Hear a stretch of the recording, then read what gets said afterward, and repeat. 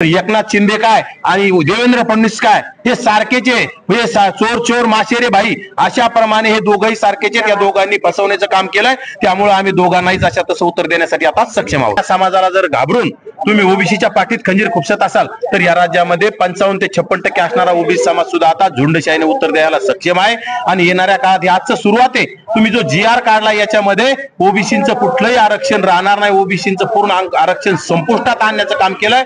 फक्त तुम्ही शब्दछल करून ओबीसीच्या पाठीत खंजीर खुपसलाय, ते ओबीसी अजिबात कदापि सहन करणार नाही. राज्यभरात ओबीसी समाज आक्रमक झाल्याचं पाहायला मिळत आहे. कारण काल राज्य सरकारने मराठा आरक्षणाचा GR काढून ओबीसी समाजाच्या पाठीत लात मारल्याची चर्चा सध्या राज्यभरात पाहायला मिळत आहे. माझ्यासोबत जिल्हाधिकारी कार्यालयामध्ये काही ओबीसी समाज बांधव जोडलेले आहेत, तसेच ओबीसी समाजाचे नेते नवनाथ वाघमारे जोडले आहेत. आपण त्यांच्याकडनं जाणून घेऊयात की काय चर्चा आहे, काय सांगाल आबा, काय सांगाल?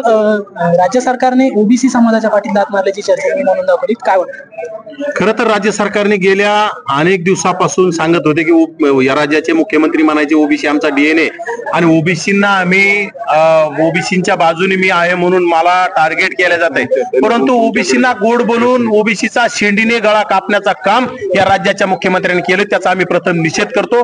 कारण जर राज्य सरकारला झुंडशाहीचा आवाज कळत असेल, राज्य सरकारला जर झुंडशाहीला बळी पडत असेल तर हे राज्य सरकारची म्हणजे विचार चुकीचा आहे. कारण या राज्यामध्ये 12 ते 15% असणारा मराठा समाजाला जर घाबरून तुम्ही ओबीसीच्या पाठीत खंजीर खुपसत असाल तर या राज्यामध्ये 55 ते 56% असणारा ओबीसी समाज सुद्धा आता झुंडशाहीने उत्तर द्यायला सक्षम आहे. आणि येणाऱ्या काळात ही आजचं सुरुवात आहे. तुम्ही जो GR काढला याच्यामध्ये ओबीसीचं कुठलंही आरक्षण राहणार नाही, ओबीसीचं पूर्ण आरक्षण संपुष्टात आणण्याचं काम केलंय. फक्त तुम्ही शब्दछल करून ओबीसीच्या पाठीत खंजीर खुपसलाय, ते ओबीसी अजिबात कदापि सहन करणार नाही. येणाऱ्या काळात आज ही सुरुवात आहे. आज आम्ही फक्त अद्यादेश इथं फाडून पायदळी तोडवण्याचं काम केलंय, परंतु उद्यापासून आणि आज सुद्धा काही ठिकाणी त्या अध्यादेशाची होळी करण्याचं काम राज्यातील ओबीसी समाज करत आहे. आमचा सर्वांना सांगणं आहे की जिथं जिथं आपल्याला शक्य आहे तिथं या राज्य सरकारने काढलेल्या अध्यादेशाची, त्या बोगस अध्यादेशाची आणि ओबीसीच्या पाठीत खंजीर खुपसणाऱ्या अध्यादेशाची होळी करावी.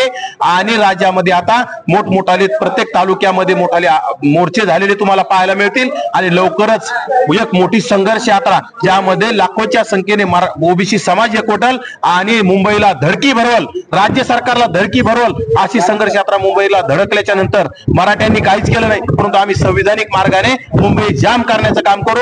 आम्ही मराठ्यांसारखं तिथं म्हणजे घाण करण्याचं काम करणार नाही, परंतु संविधानिक मार्गाने मंत्रालयाला घेराव घालण्याचं काम आम्ही येणाऱ्या काळात करणार आहोत. आणि त्याची सुद्धा लवकरच तारीख जाहीर करू. त्यावेळेस राज्य सरकारला सळो की पळो, कारण गेल्या अनेक दिवसापासून हे राज्य सरकारला आम्ही आमचं म्हणत आलो. आणि प्रत्येक निवडणुकामध्ये ओबीसीनं भाजपच्या पाठीशी आणि महायुतीच्या पाठीशी ओबीसी राहिली, परंतु त्या महायुतीने ओबीसीच्या पाठीत जर खंजीर खुपसला असेल तर एकनाथ शिंदे काय आणि देवेंद्र फडणवीस काय हे सारखेच आहे, म्हणजे चोर चोर माशेरे भाई अशा प्रमाणे हे दोघंही सारखेच आहेत. या दोघांनी फसवण्याचं काम केलंय, त्यामुळे आम्ही दोघांनाही अशा तसं उत्तर देण्यासाठी आता सक्षम आहोत. म्हणजे तुम्हाला म्हणायचं आहे का राज्याचे मुख्यमंत्री देवेंद्र फडणवीस यांनी ओबीसी समाजाची फसवणूक केली असं वाटतं?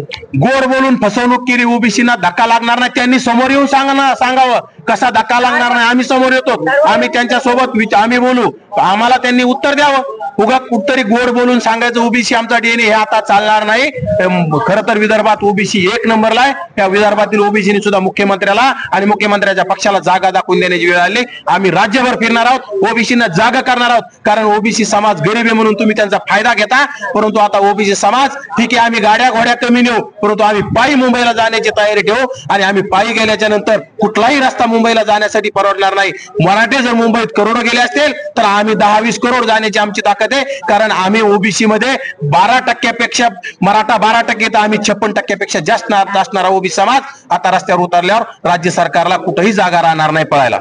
मोठा इशारा तुम्ही या वतीने दिलेला आलेला आहे सरकारला की तुम्ही येत्या काही दिवसामध्ये मुंबईला जाण्याची तयारी कधी असणार, कसं असणार? नक्कीच आता आजपासूनच आम्ही जनजागृती करण्याची तयारी सुरू आहे. आता संघर्ष यात्रेची तयारी सुरू आहे. खर तर ओबीसीच्या सर्व मंत्र्यांनी आता घरात बसलं पाहिजे. ओबीसीच्या सर्व मंत्र्यांनी भुजबळ साहेबांच्या नेतृत्वात आता सर्वांनी राजीनामे दिले पाहिजे. माझी पंकजा ताईला आव्हान आहे. माझा खर तर मला लाज वाटते, आमचे जयकुमार गोरे त्या स्टेजवर जाऊन त्या जरांगीच्या तिथं मी म्हणजे सर करताना मला वाईट वाटतं की एक माळी समाजातला मंत्री तिथं मुजरा करायला जातो आणि तुम्हाला ओबीसीच्या आरक्षणात यायला लाज वाटते. अशा मंत्र्याचा आम्ही धिक्कार करतो. येणाऱ्या काळात आशाला सुद्धा आम्ही जशा तसं उत्तर देण्याचं काम करू. तुम्हाला तुम्हाला जर ओबीसी साठी लढायला लाज वाटत असेल आणि मराठ्याच्या व्यासपीठावर जाऊन जर तुम्ही मराठ्यांना बळ देण्याचं काम करत असाल तर तुम्ही आमचे नाही, आम्ही हे खपवून घेणार नाही. येणाऱ्या काळात ओबीसीच्या मंत्र्यांना सुद्धा आम्ही आता घेराव घालू, ओबीसीच्या मंत्र्यांना सुद्धा जाब विचारू. आमचं नेतृत्व फक्त भुजबळ साहेब, आमचं नेतृत्व आदरणीय बाळासाहेब, आमचं नेतृत्व वडेट्टीवार साहेब आणि जे जे आमच्या सोबत येतील ते आमचं नेतृत्व. नाहीतर आम्ही सामान्य जनतेला घेऊन आता रस्त्यावर उतरणार आहोत आणि हा लढा राज्य सरकारला आणि ओबीसीच्या डुप्लिकेट मंत्र्याला तो परवडणारा नाही. नक्कीच हे होते ओबीसी नेते नवनाथ वाघमारे. येत्या काही दिवसामध्ये मुंबईमध्ये मोठ्या प्रमाणात ओबीसी समाज घेऊन आम्ही मोर्चा काढणार असल्याचा इशारा या प्रसंगी त्यांनी दिलेला आहे. story.com साठी योगेश जालना.